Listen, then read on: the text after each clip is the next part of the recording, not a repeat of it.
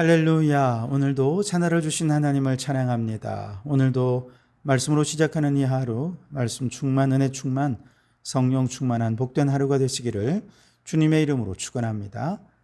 오늘 우리에게 주시는 하나님 말씀은 예레미야 13장 1절에서 11절까지입니다.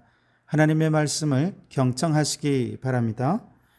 여호와께서 이와 같이 내게 이르시되 너는 가서 뱃띠를 사서 내 허리에 띠고 물에 적시지 말라 하시기로 내가 여호와의 말씀대로 띠를 사서 내 허리에 띠니라. 여호와의 말씀이 다시 내게 임하여 이르시되 너는 사서 내 허리에 띈 띠를 가지고 일어나 유브라데로 가서 거기서 그것을 바위 틈에 감추라 하시기로 내가 여호와께서 내게 명령하신 대로 가서 그것을 유브라데 물가에 감추니라. 여러 날 후에 여호와께서 내게 이르시되 일어나 유브라데로 가서 내가 내게 명령하여 거기 감추게 한 띠를 가져오라 하시기로 내가 유브라데로 가서 그 감추었던 곳을 파고 띠를 가져오니 띠가 썩어서 쓸 수 없게 되었더라. 여호와의 말씀이 내게 임하니라. 이르시되 여호와께서 이와 같이 말씀하시니라. 내가 유다의 교만과 예루살렘의 큰 교만을 이같이 썩게 하리라. 이 악한 백성이 내 말 듣기를 거절하고 그 마음에 완악한 대로 행하며 다른 신들을 따라 그를 섬기며 그에게 절하니 그들이 이 띠가 쓸 수 없음 같이 되리라. 여호와의 말씀이니라. 띠가 사람의 허리에 속함 같이 내가 이스라엘 온 집과 유다 온 집으로 내게 속하게 하여 그들로 내 백성이 되게 하며 내 이름과 명예와 영광이 되게 하려 하였으나 그들이 듣지 아니하였느니라. 아멘. 오늘도 이 말씀을 통해 우리에게 주신 하나님의 음성을 듣게 되기를 바랍니다. 1절 말씀에 하나님께서 예레미야 선지자에게 명령하죠. 뱃띠를 사서 허리에 띠고 물에 적시지 말고 갖고 있어라 라고 말씀하십니다. 여기서 중요한 것은 물에 적시지 않는 것인데요. 그 정도로 잘 간수해서 절대 못 쓰게 되는 일이 없도록 해라 라는 것이요. 그리고 4절에는 이제 얼마 후에 그 새로 산 허리띠를 가지고 가서 그것을 유브라데 물가에 습하고 어두운 바위 틈에 감추라고 명령하시죠. 선지자들 역시 주님의 명령에 순종합니다. 6절에 하나님께서 다시 한번 선지자에게 명령하십니다. 자, 이제 여러 날 후에 감추었던 띠를 가져오너라 라고 말씀하셨고, 이번에도 선지자는 명령에 순종해서 감추었던 띠를 파내고 가져왔는데 그동안 이 띠가 어떻게 되었겠습니까? 썩고 곰팡이가 펴서 더 이상 쓸 수 없는 띠가 되어버린 것이죠. 자, 이렇게 쓸모없는 띠를 갖고 와서 손에 들고 있는 예레미야 선지자에게 하나님께서 말씀하십니다. 9절에 내가 유다의 교만과 예루살렘의 큰 교만을 이같이 썩게 하리라 그랬습니다. 하나님 없이 하나님을 떠나 자기 힘으로 살아보려 했던 교만한 유다를 하나님께서 마치 썩은 띠같이 무익하고 쓸모없게 만들어버릴 것이다 라고 경고하는 것이죠. 하나님께서 선지자에게 사라라고 말씀하셨던 이 뱃띠는요, 제사장들의 에봇 위에 매는 띠를 가리키는 것인데요. 즉 하나님 앞에서 성결과 영광을 상징하는 것이 바로 이 띠였습니다. 제사장이라는 직분이 이처럼 성결하고 영광스럽게 구별된 직분이라고 하는 것을 나타내는 상징물이 바로 뱃띠였던 것이죠. 그것을 띠고 있는 제사장이 그 영광된 직분을 성실하게 잘 감당하는 동안 이 백성은 거룩한 백성으로 성별되어지고 하나님의 소유요, 그의 나라요, 그의 백성이 될 것입니다. 그리고 이 백성은 모든 민족 가운데 자랑거리가 되고 하나님의 영광이 되고 하나님의 기쁨이요, 면류관인 백성이 될 것입니다. 그런데 그 영광과 성결의 제사장의 띠가 어떻게 되었습니까? 썩어 버렸습니다. 더 이상 쓸모없게 되어 버린 것이죠. 하나님이 택한 그의 백성이 이제 영적으로 썩어버리고 부패해서 하나님을 배반하고 죄악의 자리로 나아갔다는 것을 말하고 있는 것이죠.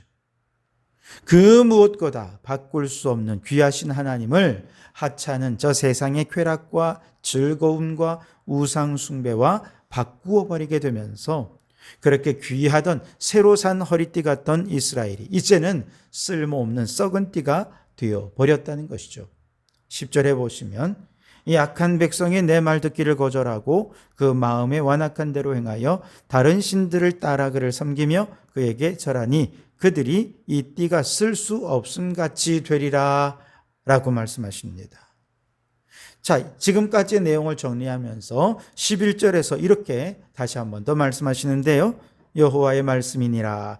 띠가 사람의 허리에 속함 같이 내가 이스라엘 온 집과 유다 온 집으로 내게 속하게 하여 그들로 내 백성이 되게 하며 내 이름과 명예와 영광이 되게 하려 하였으나 그들이 듣지 아니하였느니라. 그렇게 말씀하시죠. 띠는 허리에 차고 있을 때 띠로서의 의미가 있죠. 마찬가지로 유다 백성들도요, 하나님의 허리에 매인 띠처럼 하나님께 꼭 매여 있는 자가 될 때 그 민족은 가치 있는 민족이 되고 하나님의 영광이 되는 것이죠. 그런데 그들이 듣지 아니하였느니라. 풀어진 띠가 되었습니다. 썩어버린 띠가 되었습니다. 결국 하나님이 주신 축복은 재앙으로 변질되어 버렸고 이 백성은 쓸모없는 무익한 백성이 되고 만 것이죠. 그런데 여러분, 이처럼 하나님께로부터 떨어져 나가서 쓸모없고 무익한 존재가 된 이들이 있습니다. 역사적으로 보면 하나님 없이 자신들이 만든 체제로 잘 살아보겠다 큰 소리치던 공산국가들, 여러분 한결같이 오늘날 다 어떻게 되었습니까? 다 망했습니다. 다 가난합니다. 과거의 체코는 세계 5대 철강국이었습니다. 공산국가였던 루마니아, 불가리아, 소련, 동독, 폴란드, 헝가리, 여러분 이들은 모두가 다 정말 그들의 세계적인 문화의 도시였고 유명한 음악가, 과학자, 또 유명한 미술가가 한없이 쏟아져 나오는 세계적인 도시들이요, 국가들이었습니다. 그런데 이 나라들 지금 어떻게 되었습니까? 폐허의 도시가 되었고 거지들이 다 되어버린 저주가 그들에게 임한 것이죠. 이 저주 어디서 왔습니까? 하나님을 떠난 결과로 그들에게 오게 된 것입니다. 저 북한만 해도 그렇지요. 과거 평양은 동양의 예루살렘이다 라고 불리울 정도로 정말 이 나라의 영적 중심이 되는 도시였습니다. 평안 북도에 있는 교회가 너무나도 많아서 남한 전체에 있는 교회와 그 개수가 맞먹을 정도였다고 합니다. 그런데 지금 저 북한은 가난하고 다 죽어가는 도시가 되어버렸죠. 이런 비극 어디서 왔습니까? 여러 가지 이유 얘기할 수 있겠지만 영적으로 바라보면 결국 하나님을 떠났고 하나님이 있어야 할 그 자리에 김정일 부자를 세워내는 김일성 부자와 그 손자까지 그렇게 우상으로 세워놓으니 하나님의 저주가 임하고 망하고 많은 길로 가는 것이죠. 성경에 나오는 인물들은 이처럼 크게 두 가지 부류로 말할 수 있습니다. 하나님께 순종하여 영광스럽게 쓰임받은 사람이 있는가 하면 다른 하나는 불순종하여 저주받은 사람들이 있습니다. 여러분, 하나님께 순종해서 잘되고 복을 받은 사람 누가 있습니까? 에녹이 있습니다. 노아, 아브라함, 이삭, 야곱, 요셉, 모세, 사무엘, 다윗, 믿음의 선조들은 이렇게 하나님께 충성해서 복을 받았습니다. 그런데 불순종해서 저주받은 사람도 성경에는 기록되어 있죠. 아담이 불순종해서 쫓겨났습니다. 에덴 동산에서. 가인도 그렇게 되었고, 고라, 사울 왕, 아합 왕, 이세벨, 아나니아 이런 사람들이 불순종해서 정말 그들의 비참한 최후를 맞이한 사람들이죠. 베드로 후서 3장 11절에 너희가 어떤 사람이 되어야 마땅하냐라고 모든 성도들에게 질문하고 있습니다. 즉 순종하여 복을 받을 것인가, 불순종하여 저주를 받을 것인가 선택하라는 것이죠.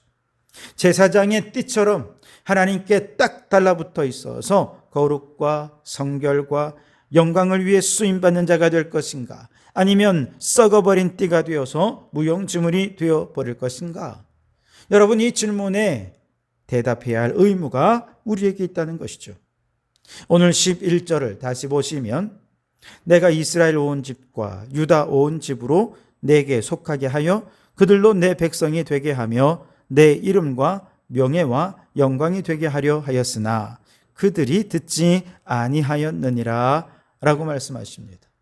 하나님께서 이스라엘 백성들을 선택하시고 그들을 거룩한 백성으로 구별하여 소유로 삼으실 때 하나님의 의도, 하나님의 뜻은 하나님의 이름, 하나님의 명예, 하나님의 영광이 되게 하는 데 있었습니다.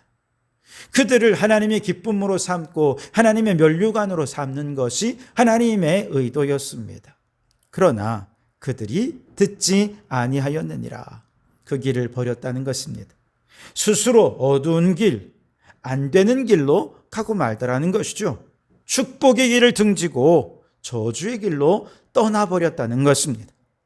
그런데 여러분, 이와 같은 이스라엘의 모습이 오늘 우리들의 모습은 아닌가요?